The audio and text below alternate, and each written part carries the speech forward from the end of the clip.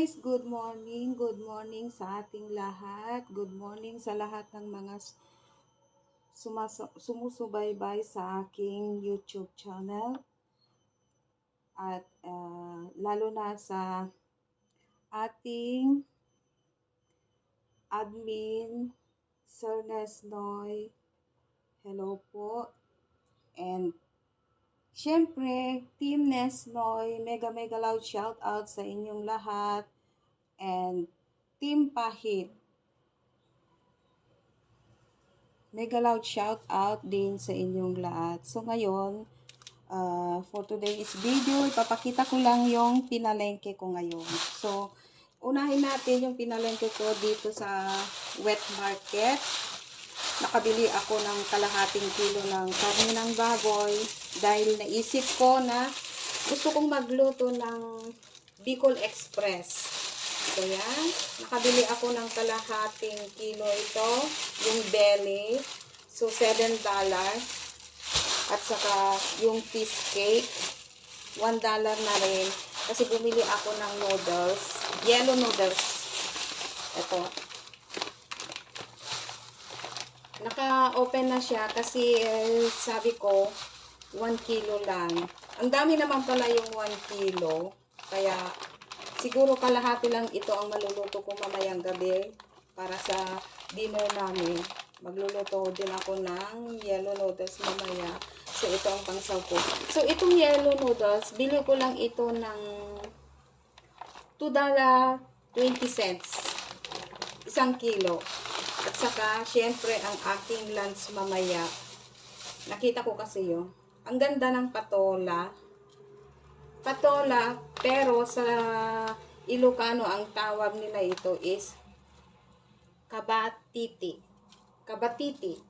Kabatiti. O, alam niyo na, bahala na kayo dyan mag-isip. Basta kabatiti ang tawag nito. And then, yung mushroom, white mushroom. Ilalagay ko din ito, yung kalahati, ilalagay ko din dito sa kabatiti or patola, and then sa noodles. So, ang bili ko lang ito is $3. $2 ito plus $1. Yan. So, lahat ng nabili ko ito sa market lang is $13.20. O, diba? And syempre, meron din tayong binili sa fair price. Kasi naubusan na ako ng asukal. So, doon lang sa fair price ako nakabili. Wala naman sa palengke. Ayan. Bumili ako ng equal stevia. Yung equal na stevia ito is less sugar. Keto, pang keto na rin ito. So, mahigit 2 taon na ito na ito lang yung sugar na ginagamit ko. Hindi ako gumagamit ng normal na sugar. So, ito is, mayroon siyang 40 pieces. Kaya kahit lagi akong nagkakape, okay lang siya. Kasi less unsweetener ito. Ang itsura nito is, ganito lang siya. So, isang tasa na kape, ganito din ka dami yung yung sugar ko. So, hindi niyo natanongin kung magkano to kasi hindi ko makita, wala akong salamin. Kayo na lang bahala, punta kayo sa fair price. Yan. At saka syempre, nakabili din ako ng 3-in-1 na coffee. Less sugar din ito. Ito, less sugar din siya.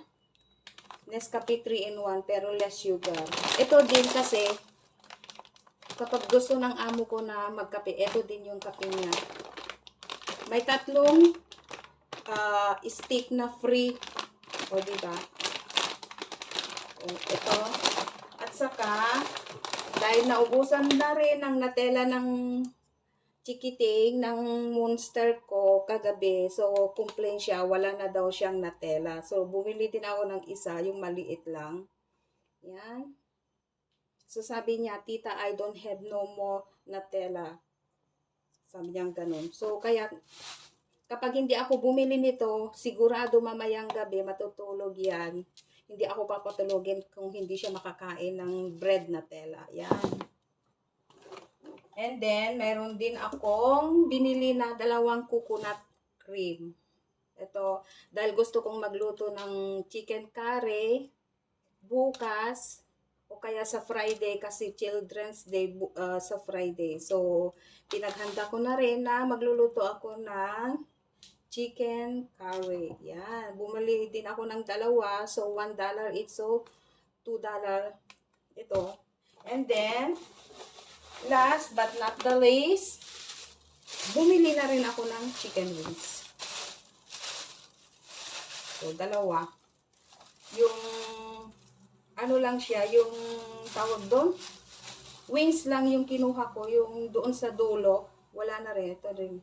Para mabilis lang, lutuin, wag na yung buo kasi hindi naman yun nauubos at saka kunti lang naman ang mga kinakain ng mga amo ko. Saka dagdagan ko na rin ito ng fish ball o either sotong ball at saka potato. Yan ang dinadagdag ko dito. Yan. At saka mamaya, imamarinate ko na rin siya para masarap. Masarap kasi kapag minamarinate, lalo na kapag yung ganitong klase ng mga manok, yung 45 days, minamarinate ko yan. Yan. So, yan lang guys, ang aking nabili ngayon. Binabudget ko kasi pag binibigyan ako ng amo ko ng pera, binabudget ko yan ng buong 1 week. So, lahat ng nagasto ko ngayon, 13, yung sa wet market is 13.20. And then, yung sa fair price naman, ang nagasto ko lahat is $42.07, $28.97 pala. Yan. So, ito, nilista ko na rin, syempre, para hindi makakalimutan. So, all and all is $42.17. O, ang layo pa talaga ng tingin ko. Nililista ko yan, kahit hindi tinatanong ng amo ko, kasi binabudget ko yan. Kasi binibigyan ako ng $100 every week. Pag maubos ko na naman yan, dagdagan na naman ng 50. So, nagiging 150. Kasi minsan, bumibili din ako ng pagkain nila. Kaya, lalo na sa lunch and breakfast.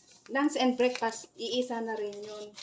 Ganun lang yun. So, tago na natin, itapo na natin kasi tapos na. Hindi naman gaano ka-stricto ng amo ko na tinitignan lahat ng mga resibo ko, yung anong binibili ko. So, hanggang dyan lang guys. Sa mga hindi pa nakapag-subscribe sa akin, please subscribe, Rosette Aurelio, and don't forget to click the notification bell para laging updated sa lahat ng mga video na ina-upload ko. So, once again, happy Kunyang Day. Shout out sa Team Nesnoy, Team Pahit, at sa mga iba na wala pa sa team. Shout out sa inyo at sa lahat ng mga sumusuporta sa aking video. Mega love shout out sa inyong lahat. Hindi ko na kayo ma-mention kasi alam ko marami kayo dyan. So, bye-bye guys and have a nice day to everyone. Bye!